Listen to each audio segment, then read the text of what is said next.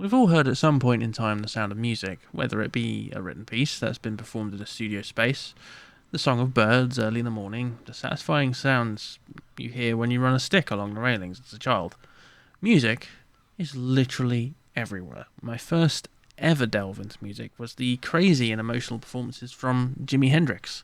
If you don't know his type of music, it's essentially rock music that, well, when you critically listen to it, the tonality, the accuracy of the notes, the vocals are just all out of whack, and it's something you don't often think about. However, from a performing side of things, the performance, the sounds that Jimmy could make with that Stratocaster just melts your mind. Of course, music has evolved from many, many years since Jimmy's times, but it can cross a wide spectrum of music, dating as far back as 60,000 years ago. For example, here's a flute from the Neanderthal times. However, modern music tends to be a variety of melodies and lyrics. Granted, some of it is just nonsense, but let me explain it from a technical perspective rather than a leisurely way.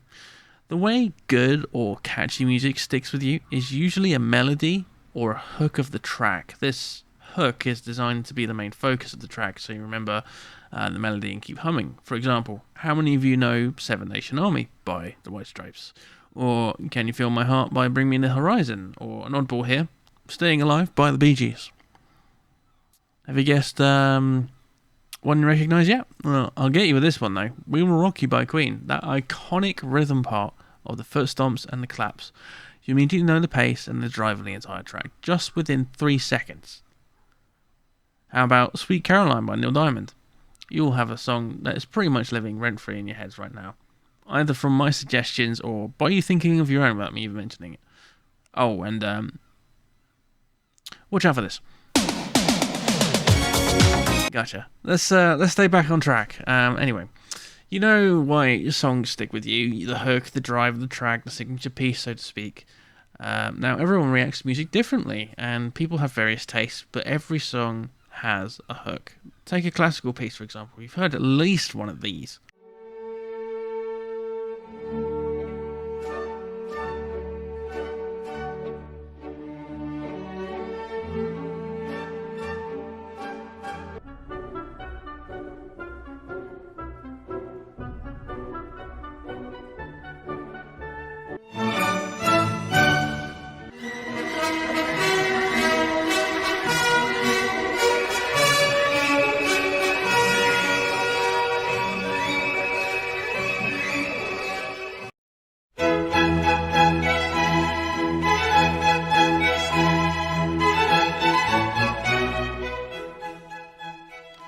How about video games? You play them, right? You've heard the sound of some epic soundtracks, and you fall into the universe more and more every time you listen to it. For example, F-Zero's Big Blue, Luigi's Mansion, for example, the very first one. Throughout the entire game, that same melody has played everywhere with different instruments. Legend of Zelda music, you've all heard of that one. Metal Gear, that's an iconic track. The infinite ladder climb that we all know and love. The Secret of Monkey Island, the fact that there's so many different pieces of music being played throughout. Feel free to add your own that you instantly recognise in the comments below, and I'm curious to know what you've heard. Doom! Oh my lord, how could you forget about E1M1? Oh my god, dropping the ball. Anyway, you get the idea. Basically, we're programmed to react to sound in certain ways, whether it's an emotional response or even physical responses. You tap your foot, you move your head, or you bust out some dank dance moves. But music is soul-clenching. Sea shanties, for example, are becoming popular again, despite them being several years old. Everyone must have heard the Weller Man at least one time, or Hoist the Colours. Viral media. That's the reason why you've heard it, because every single person is reacting to it, and it's been pushed. Pedro. If you haven't heard that yet, then you're somewhat lucky. But it's not a bad thing having viral media drive a song or popular music or anything else like that. Because again, it makes everybody hear it. And we in the UK have Radio 1, where often chart music is played on loop for about a week and positions update and the playlist changes. I wouldn't say it's a bad place, but my musical taste is finding that obscure piece, the unheard or the unknown that no one else has ever heard of. And I'm often digging out music that no one's heard of because of smaller players or just random playlist shuffles that I've got. I'd recommend listening to an artist named Edit. If you're not into his stuff, that's melodic, but also very, it's difficult to describe. Let me rephrase. So it's melodic, but it has very technical stuff going on, like granularization. If you don't know what that is, essentially it's taking snippets of an audio file and just rearranging the position of it to make different tones happen. Fascinating stuff. I'd highly recommend you look into granular synthesis. It's something else, and it doesn't really follow a tradition. It just literally just sticks with you in a really unique way, and I love it. My music taste also spreads even further from that. I grew up listening to early dubstep, so way before all the basshead Skrillex stuff. The bro step era. Burial, Cody, Rusko, Casper, Cookie Monster, MT Eden, Scream, Dr. P, Flux Pavilion, etc.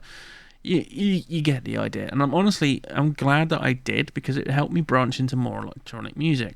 I loved rock and metal when I was younger, and I still do. Don't get me wrong. I'll quite happily still bash heads in a pit, but it opened my mind to way more obscure music that has been my drive for years, and it's fascinating.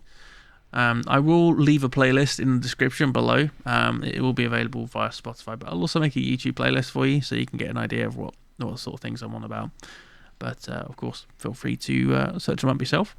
But let's go to different stuff. Instead of Western music, let's look into world music. Some of the stuff that I've really not really delved into is French rap music, which is different because it has a different flow to it because of the language and stuff, and I'm sure it applies to most languages, like German rap or Spanish rap. I mean, we've already probably heard like GTA Radio going ham. Tribal music, the Australian native stuff, from New Zealand, the haka, for example. It's all out there. And oh god, throat singing, that kind of thing. It's nuts. It's insane. I would highly recommend you'd spend hours looking this up to really get an idea of what different branches of music is out there. I obviously try to avoid the stereotypes as much as possible because I would like to see what different genres are out there. Japanese folk singing, for example, is completely different to British folk singing. It's usually lyrically completely different, but it still follows the same principles in some ways. And you'll always find, no matter how far you look, you'll find beautifully recorded music or composed music by talented musicians. And it's a shame that the majority of the music the world only hears is popular, artists. The stuff that you see talking about vaginas and God knows what else, which I'm just like, but in an ideal world, every artist should be compensated for their works, but unfortunately, that's not how it works in today's society. But we'll move on from that point. If we look at it as a language, this is music we're talking about. If we look at it as more of a way of emoting a response or something like that, we could probably take a look at call and response as sort of like an initial start point. A simple phrase that we'd start with, and then we'd literally respond with an equally similar phrase or something different. The concept of musical language was put into a video game by LucasArts. I believe it was called Blue. Probably correct it here. You'll see it in the annotation. And it's basically you would play a phrase and it would unlock a certain part of the game, and I think it was fascinating.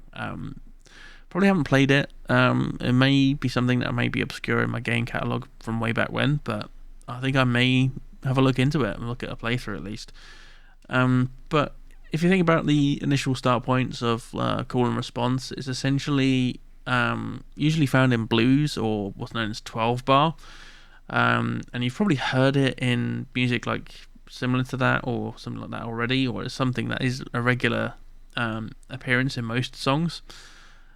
I personally think if any of us can listen to a track and hum or sing the hook together regardless of location, and we can universally commune with just that phrase, just from listening to the music, no words, no nothing else, just literally just the music, going back to Seven Nation Army, I'm not too sure if anybody's been watching the European Championship football.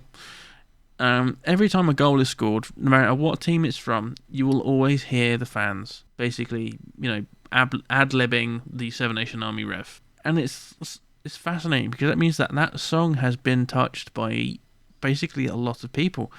And it really points the idea that language can be determined by everybody. And I think, in a logical sense, music could be a language. If we took the time and really studied it, it could generally become a language. Another sport that does this sort of thing is darts. You always hear when someone finishes a round or gets through to the championship, they always play like a massive song that's been popular, and you just see all of the fans just getting up. It's literally like a worship practice. It's literally done every single time, and it's really fascinating to watch. Just whether we could talk to each other with just music, I believe we could. With time, we could probably understand phrases like we do with basic understanding of language. You start with small phrases like, I have an apple, and then work your way into more complex conversations. So it could be a possibility. Just whether it would be something that would be taught in schools or taught in early ages and then brought to everybody, I really don't think it would happen, I'm afraid, which is such a shame because I think it'd be a very unique way of communicating, like a secret language. I mean, for all we know, there probably is language hidden amongst all this music that we're listening to. We don't know what's actually being conveyed half the time because we have to rely on lyrics. But musically, if there's no lyrics, how do you determine the message? And that's down to you. So it's all interpretation at the end of the day. There's no uniform way of communicating, which I think is the downfall of it being a language. However, if you think about it, UK accents are basically everywhere, and we could probably develop a universal understanding with multiple accents in terms of music. So it would take a lot to teach. It would take a lot of time for the world to adopt, but I honestly think it could be a possibility if you think about it. Just it would not be an easy feat at all.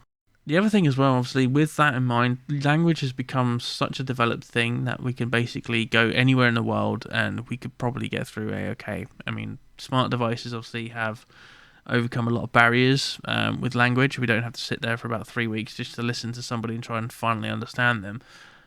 We can literally just hold up our phone and it does all the work for us, which I think is, a little bit of a cheat, but it's fascinating, really. We've all understood music at some point as a language of some kind, whether it be like, this is how you should feel, or this is your time to let loose, this is your time to be joyful.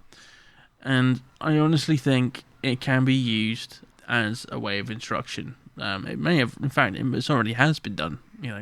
Classic sounds of, people charging into battle. You've heard that before, the trumpet sound, and obviously the drums of the drummer boy in the war, that sort of thing. Those have always been instructions via music, and, in a way that is a language. It may have been completely null and voided thanks to the invention of radio, but still a possibility.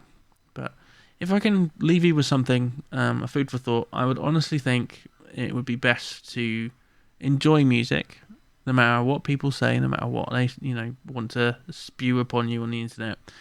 Enjoy music. Love every minute of it. And if you get a chance to, and you really like a young, up-and-coming artist that's not really out there, just give them the love that they deserve. Support them. Give them all the, all the love and comments, and like their media everywhere they post. And the more obscure they are, the better, because it means that you found a hidden gem, And 9 out of 10 times, some of the stuff that I find is fascinatingly good. And again, I implore you, look at my playlist in the bottom of the description. And you'll be taken on the journey at least. Thank you very much for watching this video essay about music as a language. It's something I've been passionate about for years.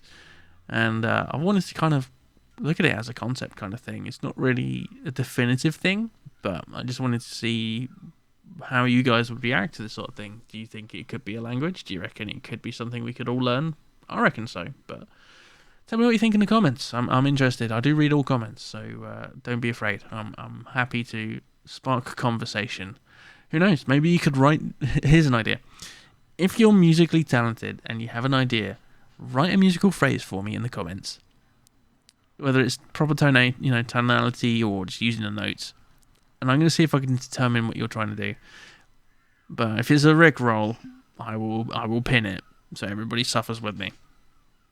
Anyway, thank you so much for watching. Have a fantastic day, and I look forward to seeing you in the next video. Ciao.